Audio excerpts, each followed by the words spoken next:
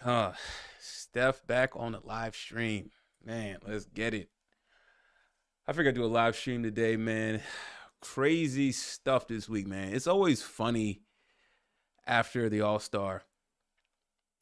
It's like slow. It's like that weird no sports purgatory. Van Lee was good. What up?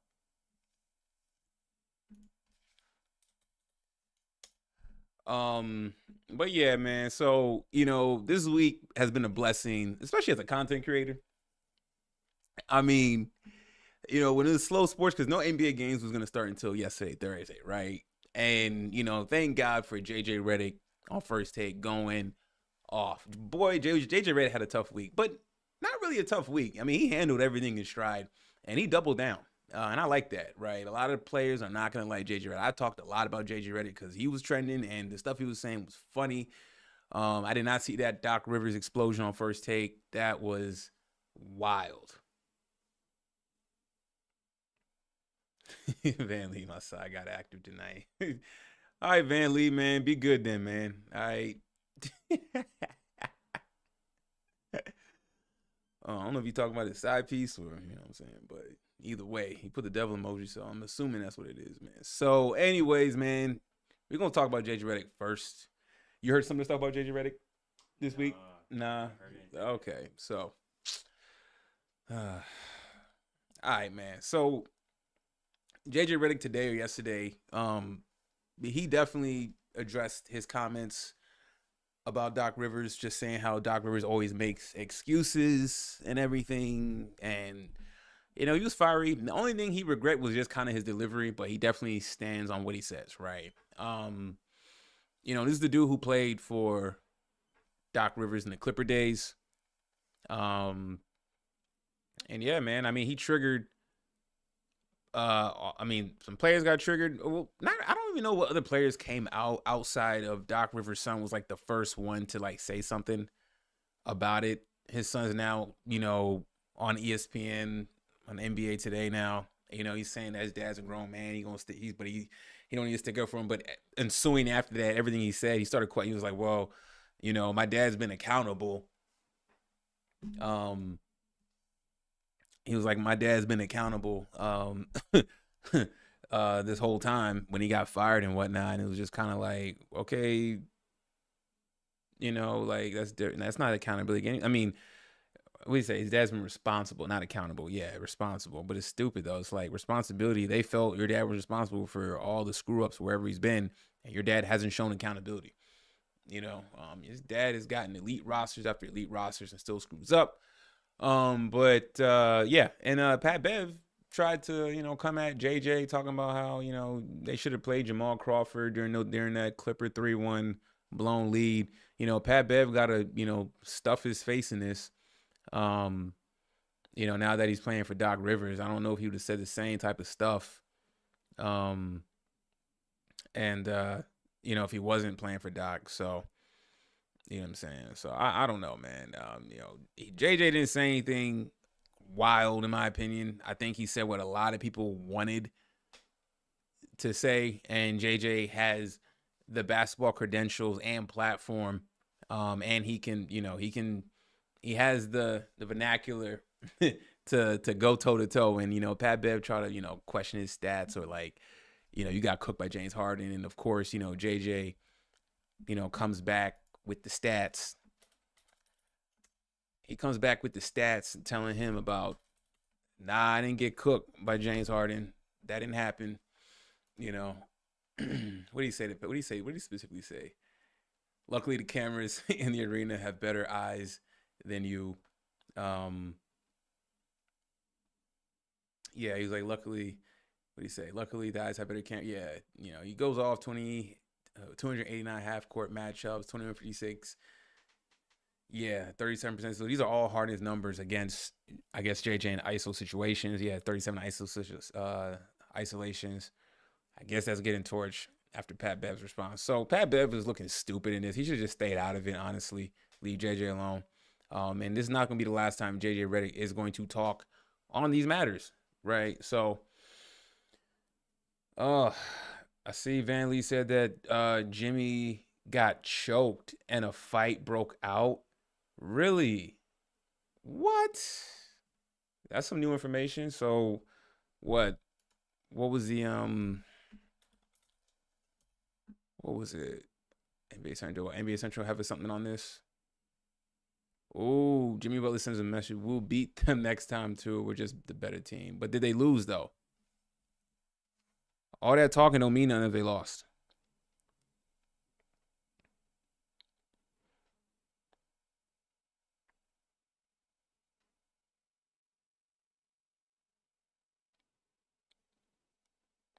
Oh no, the Heat won. Okay. Jimmy's back. Well, I mean, look, man, post All Star is some of the best basketball because this is when teams is really gonna be jockeying position for their standings to get in the playoffs, right? So good, man. Cool. He's a tough team, man. You know, Jimmy Butler, you know, he's been good. Jimmy Butler's one of my favorite players in the league. So um they play each other again? Or is it over? They only played 2 times, so I don't know. Unless they plan on meeting the finals. I don't know if this is their first matchup this season all year. So okay, Jimmy Butler gets into it. Jimmy Butler got choked though. That's crazy. Oh, dang. Who's that fighting on the Thomas Bryant and Jose? Dang, yo, did a fan just throw something? Oh, he's gone. This idiot falls back in his seat. Yo, this dude got like Jerry curls or something. Oh, I see. Oh, Najee Marshall tries to choke Jimmy. Oh, dang. Oh, he's gonna be suspended. But see, Isaiah Stewart for the Pistons, you know, he got he got 3 games for punching a player in the parking lot. Okay, so that was a hard foul. Okay. From Kevin Love. Okay, cool. Dang. Oh, this is a big scuffle. Yeah, the NBA's trying to get rid of all that though, man. Malice in the Palace, all these players gonna get 1 game suspension. That's it. NBA's gotten soft. You know, now that David Stern passed away, the thuggish shit is coming right back in it.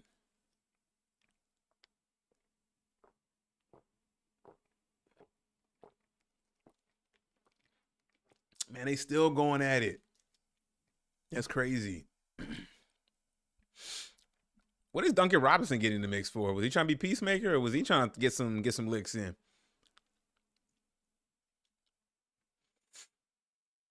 Oh, that's not good. Man, this is the second day of games since All-Star. We already got drama. It's been drama all week without any games being played, right? Man, that's crazy though, man. Another thing too is Draymond Green, out of all people, this is one of those rare occasions where I will agree with Draymond Green. Draymond Green has come out and defend and actually defends JJ Redick for his comments on Doc Rivers. And it's funny. I'm gonna play a little bit of what he said. It was pretty funny though, but accurate though, because I mean his whole point was like everybody is getting mad. Everybody's response to JJ Redick was about like JJ as a player, not exactly about what he said per se. And even when they talked about what he said, like Austin Rivers, it was off. Like he was talking about, oh, my dad's been responsible everywhere he's been, like totally neglecting the accountability part.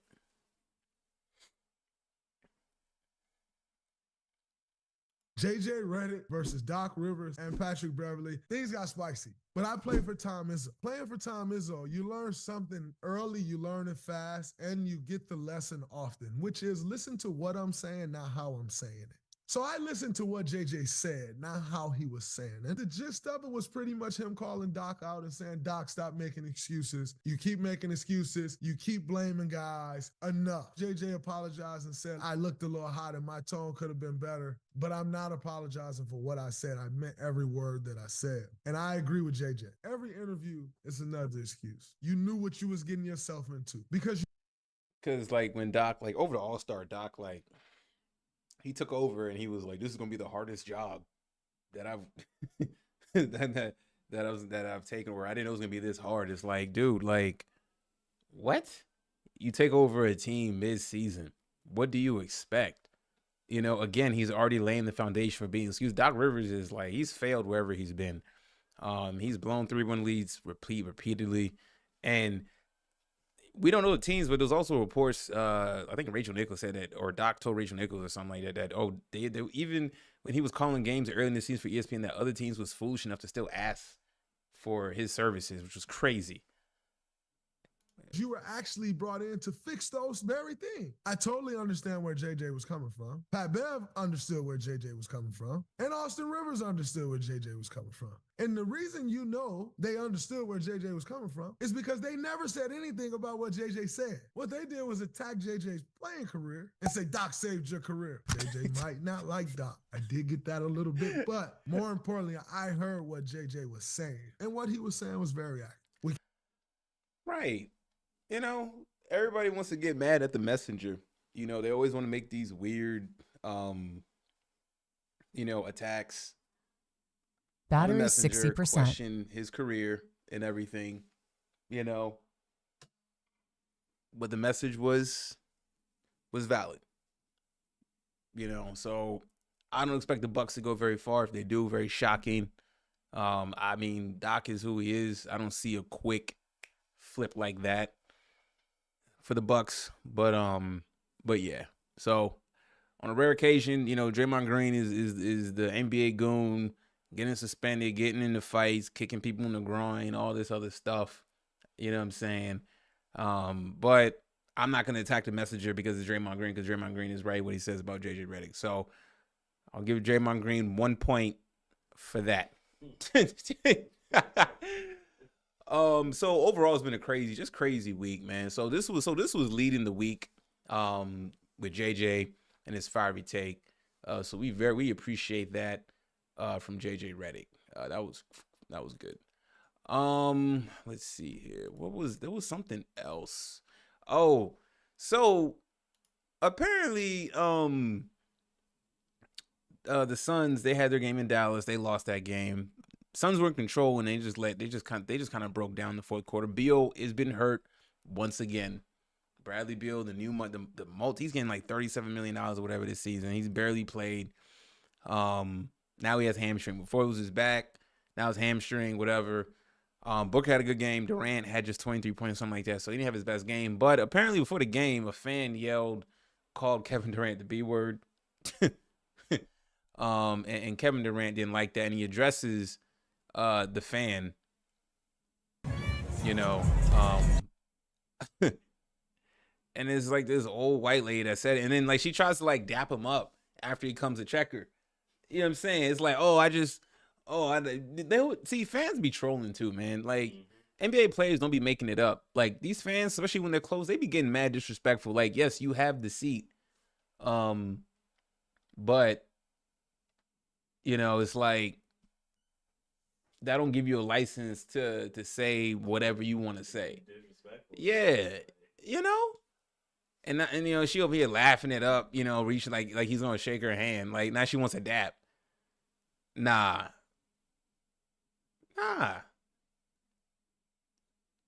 So just because an athlete, you can call them out their name, you know, but then the moment they turn around and want to check you, like, you know, they got their moment. Right, you see the guy, he's just like, oh, you look at him. The guy over here is trying to play peacemaker. I'm assuming that's his wife or boyfriend. I don't know. That's crazy, you know. Kevin Durant is getting some heat this week just for, you know, Charles Barkley, I think, questioned his leadership or whatever. And, you know, Kevin Durant had like his whole sit-down interview about, you know, are you a leader? And I never looked at Kevin Durant as a leader, honestly. He's just a dude who likes to hoop. And, you know, because he's not vocal, and you read the last time we seen Kevin Durant really lead a team anywhere, it was last time was like 2016 in OKC, but they blew that 3-1 lead against Golden State, and ever since then, I mean, he joins Golden State, they win. But I mean, yes, he was the MVP on those teams, but like he just had to just shoot threes and hoop. That was it. There was really not a lot of pressure on Kevin Durant to perform in Golden State. So everything about Kevin Durant's legacy gets questioned. And I think some of those questions are fair. I think he's judged appropriately. Is he a Mount Rushmore player? No, he's one of the greatest scorers in NBA history. And that's about it. I would love to see the Suns win a championship, but realistically, I just don't see that happening whatsoever. So, yeah. But for this fan, though, I mean, I'm not going to question their looks and nothing like that, but that's the type of fan that feels entitled to say what they got to say about Durant, bro. Crazy, man. Oh, man. What else is there as well? Oh, also this week, man, Matt Barnes. I talked about this too. Matt Barnes from All the Smoke podcast. He runs with Steven Jackson. Both of them are some fools. I used to rock with them. But Matt Barnes, used to play in the league, has a podcast and all that stuff, and All the Smoke and everything. But he about a week ago was working his son's high school game, and the student announcer put his hand on his shoulder, and that just kind of went viral. It was caught on camera. He said he's been yelling at refs, and then he came with like his statement afterwards talking about, I put my hand on the shoulder like it was my son, whatever. Man, these dudes, Matt Barnes and Steven Jackson, they both idiots, man. They clowns to me now at this point. He loses his side hustle, another side hustle that he was calling games for the Sacramento Kings in the Bay Area. He was doing like the pre-game and post-game commentary and whatnot. That's done. Right now he's relying. Showtime had their podcast, their All the Smoke podcast. And now it is Showtime is no longer carrying it anymore. It is now on I think Dan Levitar has it. It's now on the Metal Art Network. It used to be popping when it started, and then it just kind of gotten stale.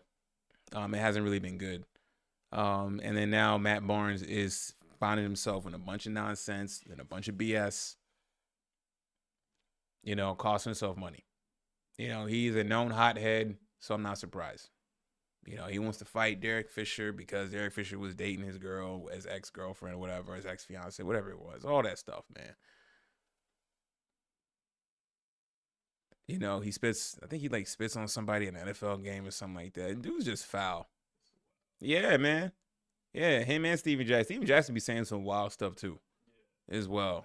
I remember one time during the whole, this was earlier this year or late last year, he was talking about the whole, how the NBA, they didn't, Steven Jackson, the other guy, you've seen, I don't know I think you've seen Steven Jackson. I think he was talking about how with the whole George Floyd situation, they should have used, I was I was a lead in that, this dude. Mm-hmm.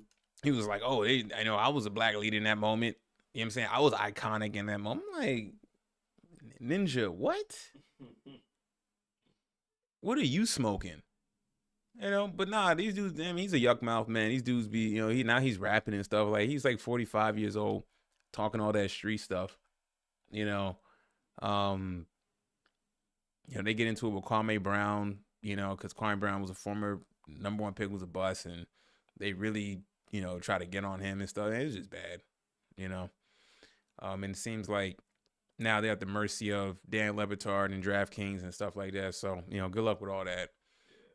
So nah, that was crazy. That was crazy today, man. So, or a couple days ago. So Matt Barnes costing, some dude commented on my channel. He's like, "Oh, he's like, this is a big deal to talk about Matt Barnes' style." So yeah, it is actually. Matt Barnes is a known figure. He runs his mouth. Okay, he thought he was, above a lot of BS, but you are actually the BS.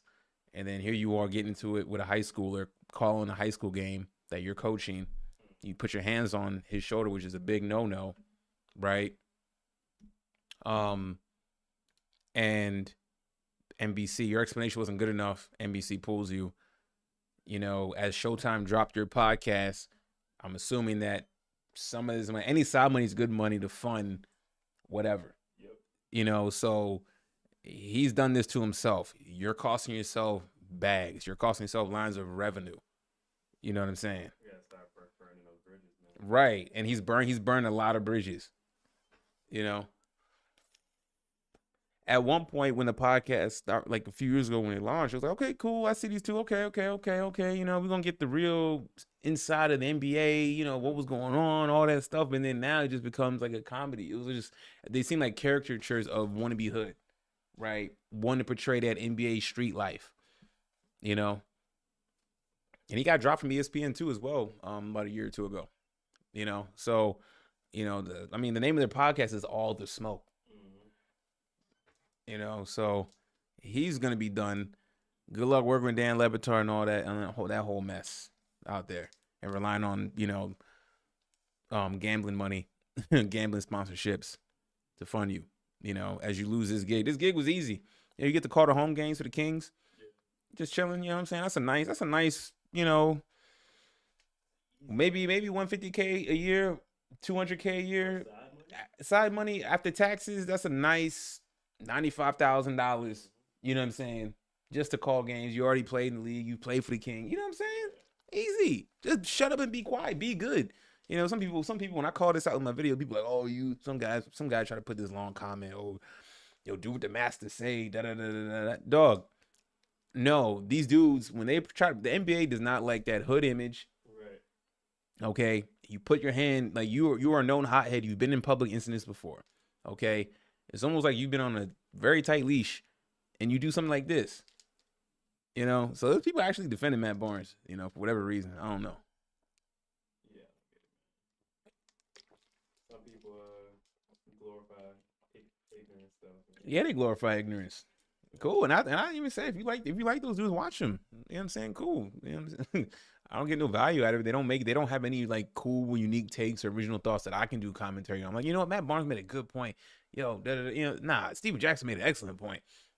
Nah, it's just nothing but foul-mouthed buffoonery from these two, you know. Yeah, so nah, not good. I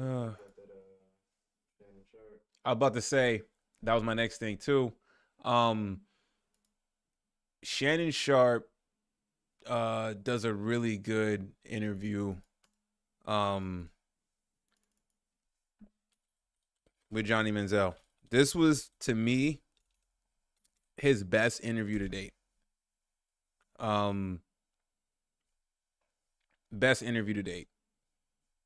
You know, everybody knows the story of Johnny Manziel, right?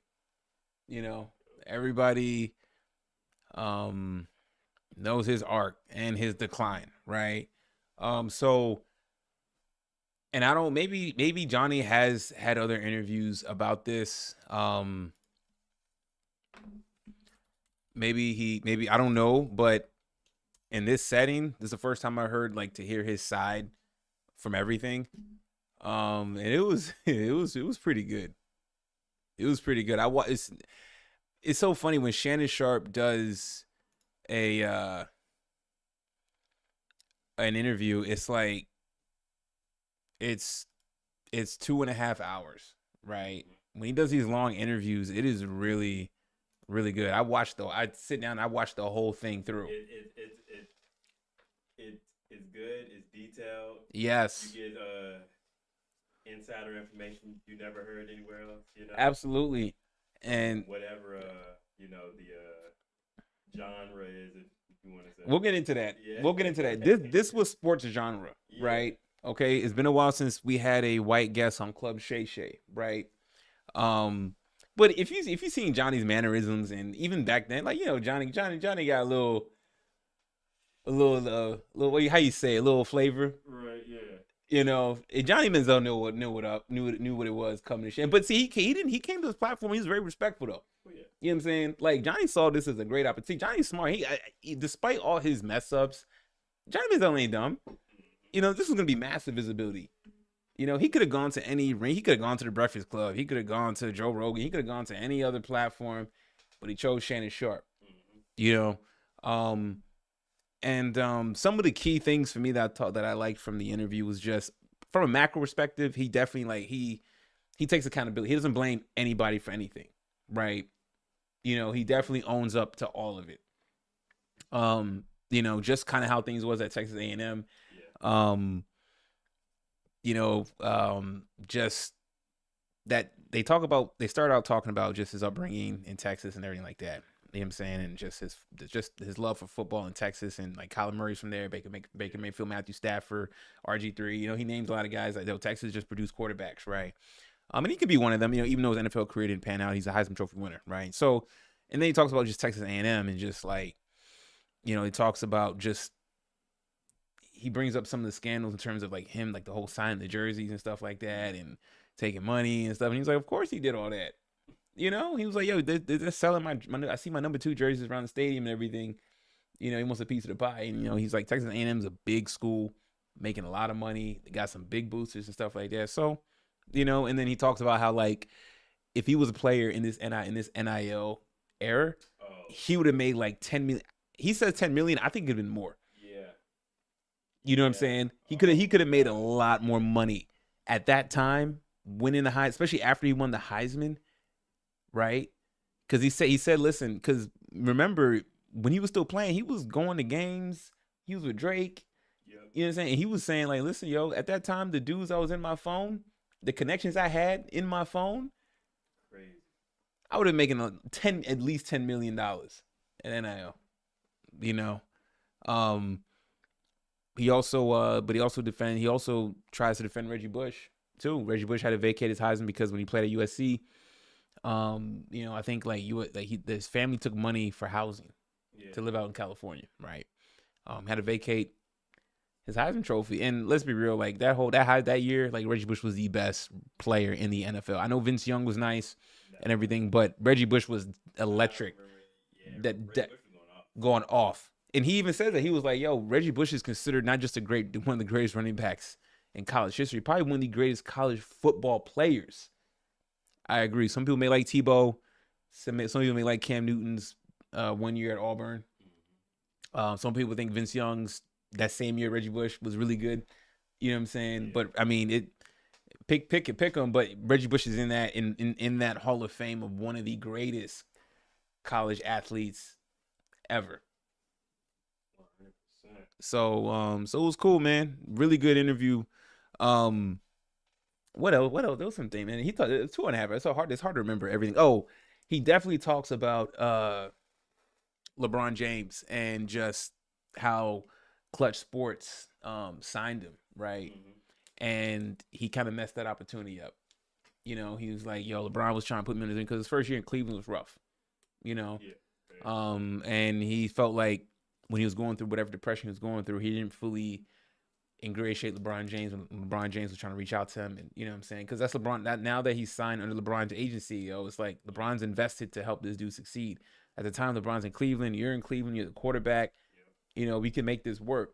And he just got in his ways, talks about his narcotics use and all that stuff. So he got derailed, man, but he admits all of it, though. Admits all of it. Shannon was able to add. I felt because this was sports and Shannon is a Hall of Famer, he's able to kind of cater the questions a lot better. So this interview is not going to get a lot of views compared, like it got 1.5 million in 2 days. That's a lot, right? But compared to Shannon Sharp's other interviews, this is because, again, when the black guests come, right?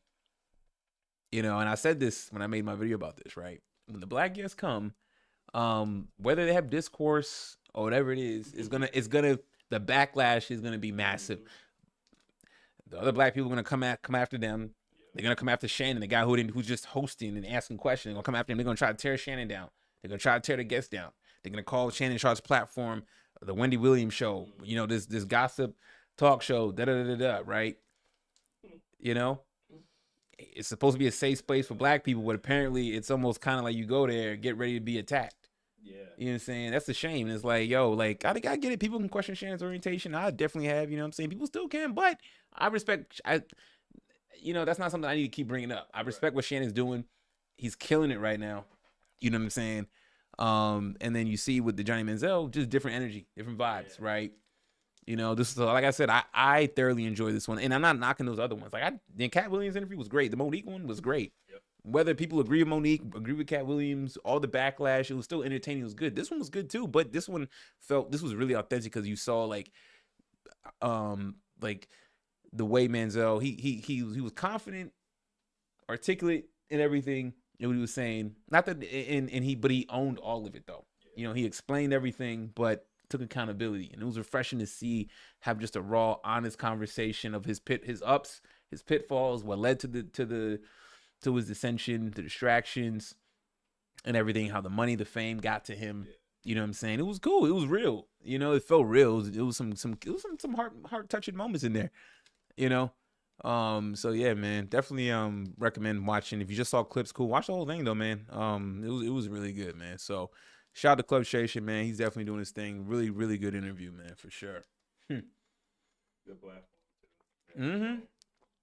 Overall, like not only just the Club Shay, but the nightcap he does with But Ocho, Ocho was funny on Nightcap. Ocho was funny on Nightcap, man. Oh man, Ocho was hilarious, dog. Ocho was, man, he couldn't have picked a better co-host, right? Because he doesn't need Ocho to like carry the show. Shannon's gonna carry it, and then Ocho was funny enough and witty enough to kind of just play off of Shannon. And every now and then Ocho will drop a couple funny gems, or he'll say something funny, but there's some truth behind it and stuff like that. So it's good, So yeah, but Shannon's been on the roll. Like even despite all the criticism he gets, especially from our people, like he's still moving the machine forward. And he's still going to land key guests that other people can't. And he's not going to have to do a whole lot to get them because they're going to go ahead and want to come there first. Yep. I got to tell my side of the story. I need a platform to share my side without anybody interrupting me. And that's the perfect platform. Perfect platform. And Shannon, he knows he needs to calm down and not overreact to everybody's backlash. Like when you are climbing to the top, or if not at the top already, the way he is, like you don't need to respond to those people. They're just hating at this point. Yeah. He's definitely above it. But I get it. We're human. You hear certain things. You feel like you need to address it. But I feel like that's just the competitive football him guy. But I think that'll adjust over time. They can say whatever they want. Cool. I'm over here. I'm making moves over here. Yeah. I don't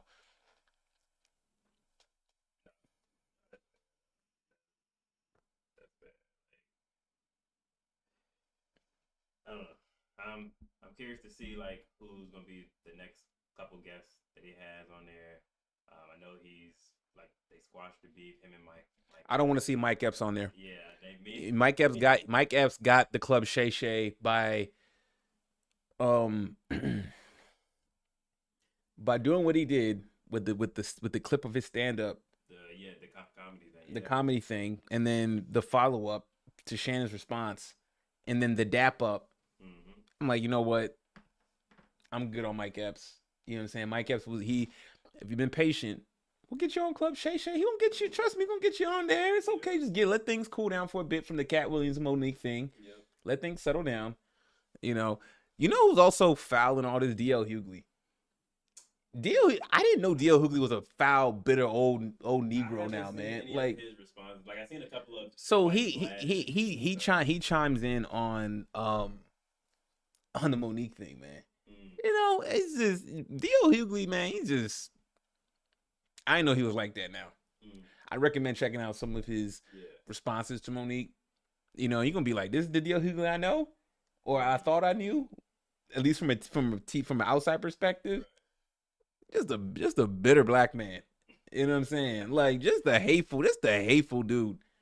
Oh God. I'm just like, man, I'm like, So good interview with Johnny Manziel, Johnny Football, and he caps it off. He asks him like, "Yo, how's everything going now?" and everything. He's like, "Yo," and what I liked about this too is like he mentions that Shannon Sharp asked Johnny, he's like, "Are you in therapy or whatever? Or did you take therapy?" And Johnny was like, I think he said he did a little therapy, but mostly like, no, he didn't use therapy. See, I'm not knocking therapy. Yeah. I think everybody can use a level of therapy, right? Sure. But also though, it's kind of like at the same time though. When do you have that wake up switch to know that everything you can look back and be like, you know what, every mistake I've made has been because of me. Yep. You don't need therapy to tell you that. You don't need therapy. You need accountability, man. Accountability, and that's what I'm saying, yo. So it's cool. You can have therapy. A therapy needs to be in conjunction with accountability. Like everybody's, says everybody goes to therapy to say they're going to therapy, but then put no work in behind it. It's a checkbox. Yeah. To say to go to therapy is a checkbox, right? So that's the problem. It's like, oh, I went to therapy. Yeah, but you went to therapy and you're doing the same thing. So you need to go to therapy to stay on track. That's crazy to me. It is, man. So this was really good. Really good. Also too, Adrian Peterson. AP? Yes. Again? Now we knew about his whole issue with the child rearing. You know what I'm saying? It got a little crazy, man. This stream is probably already demonetized, whatever. Anyway, so the whole child rearing stuff and all that, whatever. But Adrian Peterson is apparently going through some money issues, man. Like, again, like here we go with an athlete having money problems. I talked about this earlier today. Adrian Peterson threatens legal action after trophies auctioned off without consent. Let's get into that. NFL legend Adrian Peterson says he has not fallen on hard times, and that some of his football trophies have been auctioned off by mistake. A number of Peterson's awards, including his 2007 Rookie of the Year trophy and his 2012 MVP trophy, went up for auction this week, and there was speculation that the former running back could be broke despite having made $100 million in salary doing his his NFL career. AP. In a video on Instagram, Peterson said that a company, I've seen it too, right? That a company had contracted to clear out his storage units, put the items up for sale in violation of his instructions. So he made a video saying that he's not in hard times financially and that this auction company did not follow his clear instructions on what items to auction, right? Man, is that the MVP trophy? No, that's a Rookie of the Year trophy. Man, ain't that sweet? It's probably all oxidation and rust. I'll still take it for the right price. For the right price, exactly. Yeah, I want to clarify recent rumors and media reports. Peterson said an estate sale company without my authorization included some of my trophies in the sale despite clear instructions to leave personal items untouched. I did not authorize the sale of any of my trophies. And how do you know what? That's the problem though. What items is personal and what's not in the storage unit? How do you expect them to you know what I'm saying? To decipher. Right. Okay, this trophy, this signed jersey or whatever is personal. These trophies not. So what? We supposed to sell the forks and the cabinets and the pots and pans. That ain't gonna bring us no. That this is an auction. We need the assets that's gonna give us the max liquid. Exactly. You know, I don't want your Betty Crocker. What is it? Your little easy bake oven. Right. You know what I'm saying? I don't want your crock pot. You know, but we didn't get in as to why there was an auction. We didn't get into that. Why is there an auction? Let's see. We'll get into that. Yep. So here's the reason why. Where was this from? The Fox article I got. Yes. Oh, what? Oh, don't tell me I got it. Hold on. Where was this? $100 million. Okay, so let me see if I can find the article. But basically, He has taken out a loan. Apparently, he's taken out a loan, right? Mm-hmm. And he was ordered by a judge in New York to pay $8.3 million of that loan. He didn't make any payments. So this sounds like it went to like elections or something. Something like that. Crazy. So this loan must have, I don't know how much the loan was, but the judge in New York said $8.3 million you got to pay. He didn't make a payment on that loan, I believe, and they started to seize property.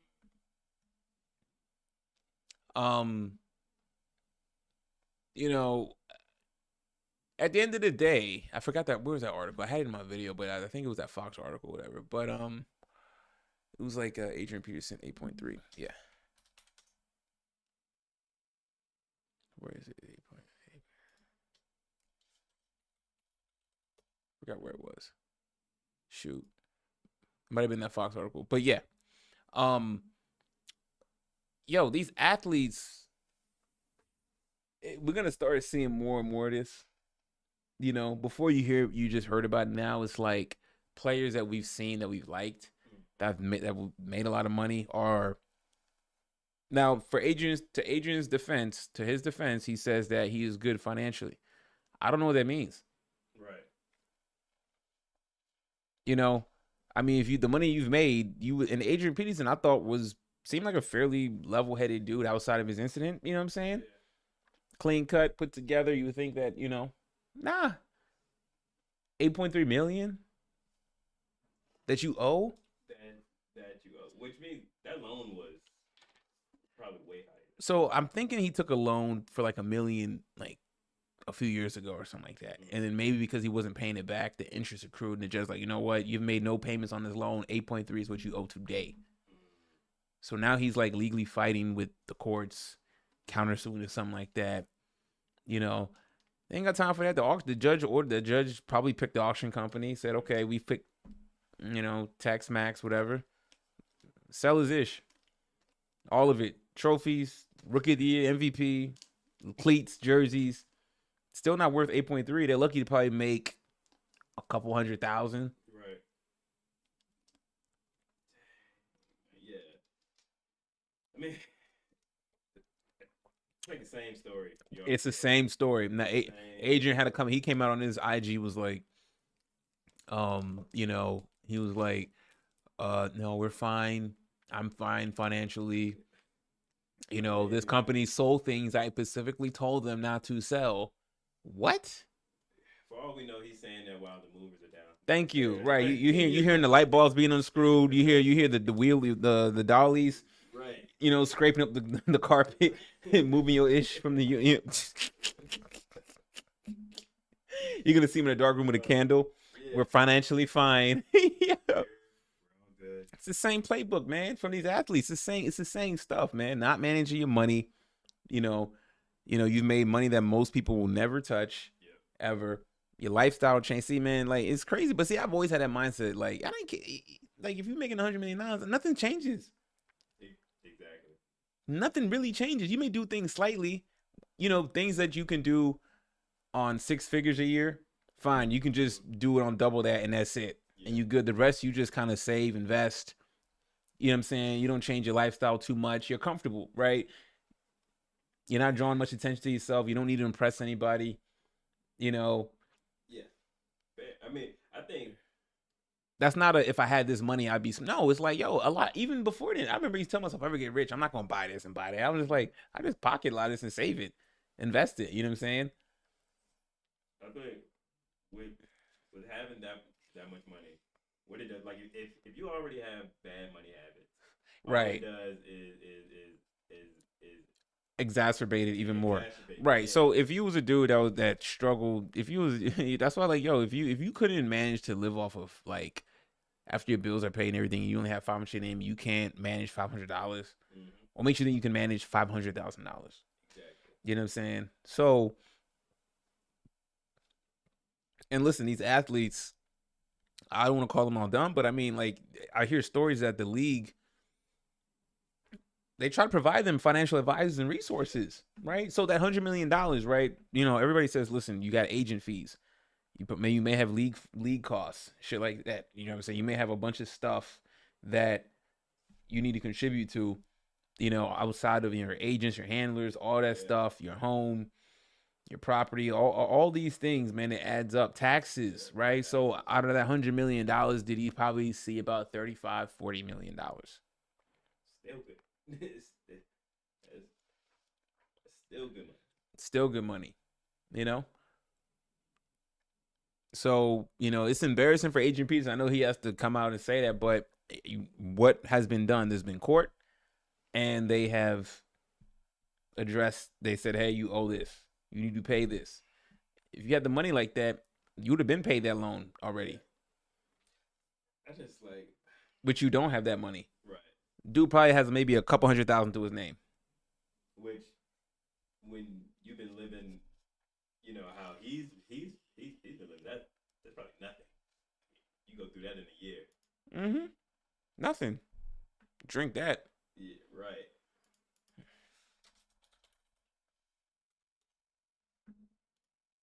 Couple $100,000 was what was spent on side chicks. Like, yes, for real. Straight up. Insane. Career earnings $103 million. So he played like he didn't really make that much money towards the end of it. He made $70,000 and he made about 29,000 in 2021. He's already in the back end of his career, but I mean, look, in 2011 he made $20 million, 2012 $8 million, 2013 $11 million, 2014 almost $10 million, 2015 $13 million, 2016 $12 million, right? So you got your bulk of your money, then you come back as you're 34 years old, you still make 33, 34, you still make $3 million. You still make another about almost $5-6 million towards the back end of your career. $7 million, honestly. Yeah. You make an additional almost $7 million as an aging running back total. So you've had opportunities to pay this money back. One season could have paid that loan back. Money's gone. Money is out of there.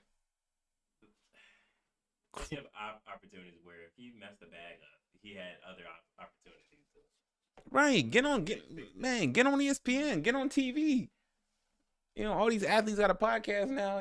Watch Adrian Peterson come with a podcast. Now he's gonna start a podcast now, right? AP All Day Podcast. So what's going on in the NFL? NFL. What's up? What's up, guys? Yeah, Mahomes definitely a Hall of Famer. He's 3-time champ. It's AP and friends. Oh man. Not good. Man, these athletes going broke. It's going at a high clip. And the NFL know that, but it's not the NFL's responsibility. It's up to the players to gain the knowledge, surround yourself by the right people, protect yourself going forward. So when you retire, you have a good bag and you can segue into something else. I know not everybody can be a Shannon Sharp. That's understandable, but you know what I'm saying? Right. Invest that money. Save that money. If you don't know what you're doing, if you don't have the means or know the knowledge to invest, then don't do nothing. And I know that's not the best advice, but at least you know what I'm saying. That money's there. It's there, right? Right. It's there, right? Last topic I'm gonna talk about before I end this stream, man.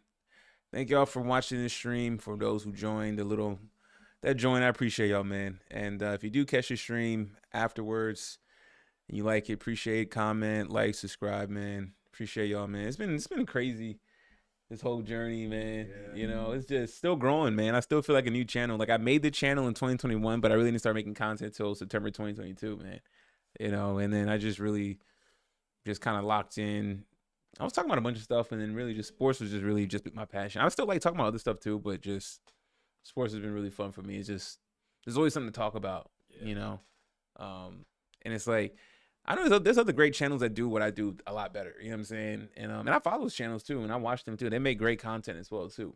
So it's cool where it's like, how like the athletes are all making podcasts now and stuff like that. But then there's like I'm in this other sector of YouTube where we're the commentaries of those dudes. If they say something crazy, you know what I'm saying? Say something crazy, but we're also tracking sports and stuff like that too. And it's like it's really cool community. I mean, I know some of these channels be beefing with each other every now and then, but that's just internet stuff. But nah, so it's been cool. I want to talk about Justin Fields real quick. Justin Fields is the Chicago Bears quarterback. So there's been a lot of talks with the Chicago Bears having the number 1 draft pick, right? And they want to talk, they want to get Caleb Williams, right? Most likely. I'm of the camp that they should keep Justin Fields and parlay that draft pick into us. Yes, I think Justin Fields is not that bad, right? Because you know what you have with Justin Fields. They think Caleb Williams is going to be the next great thing, right? That's tough. Could he be a good quarterback? Sure, but could he be that much better than Justin Fields in this system? Bingo. Right. Bingo. And I don't care if Caleb Williams goes off to be a Hall of Famer or he's great. It's like, oh, but you protected your franchise by accumulating draft picks, always keeping your war chest full. Yep. That if you do miss out on Caleb Williams, cool, whatever, you still have draft picks. And even so, let's say you tank again, there could be another. There's always going to be another. See, that's the thing. Like every couple of years, there's always going to be that generational quarterback. Yep. You know what I'm saying? Yep. But Justin Fields nice. Like, yo, let Washington give you a haul for that pick, right? You slide back to number 2 with multiple picks. Matter of fact, I will slide back to 2, and I'm gonna take this year. I'm gonna take 2020. I'm gonna take your 2025 first round pick. I'm gonna take your 2026 first round pick. If you really want this quarterback. Yeah. I don't think anybody's trying to give that up. Wait. It's early. Yeah. You know how it is. Come closer to draft, teams start getting a little itchy. It's a game of chicken right now. Yeah. Right. It's a game of chicken. What I don't understand is why teams don't necessarily have faith in what they already have and try to develop that talent. Because a lot of teams don't have the personnel or infrastructure to do that. They don't have the right coaching staff. They're too lazy. They just want to get them. They want to microwave. They want to microwave the success. They want to microwave this thing as quickly as possible. We did a similar thing in New England when we got rid of Brady and got Mac Jones. And got Jones. Mac Jones was looked at as, oh man, the 49ers want Mac Jones. We gotta have man. Exactly. They didn't even have the infrastructure to take care of Mac Jones. I still don't know. He might be a bad quarterback, but they definitely didn't help him. Right. Justin Fields did a lot with less. I know they got him DJ Moore, right, from Carolina. Okay, cool. Get another receiver, get some O-line. You know what I'm saying? Like, yo, like you can really do this thing right in Chicago.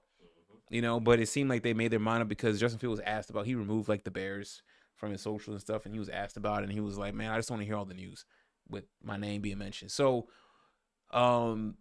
Chicago, they can get Caleb Williams. They can probably trade Justin Fields for a high second round pick. He still has a lot of value. A lot of teams. I'm a Steelers fan. I would love to have a lot of people like Justin Fields is garbage. He sucks. I'm like, yo, if you had the opportunity, if you don't have those elite quarterbacks, and you need a Justin Fields, yes, there's a market. There's a serious demand for a Justin Fields type.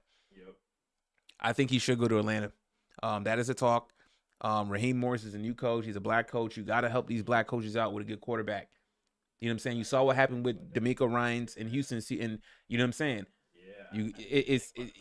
Yeah. You got to help. You got to if you're gonna hire a black coach, you can't, and it doesn't go well. Don't blame it because there's this whole talk with black coaches and this and that. And I get some of that's true. I get it. You know what I'm saying? But at the same time, look what y'all giving these coaches.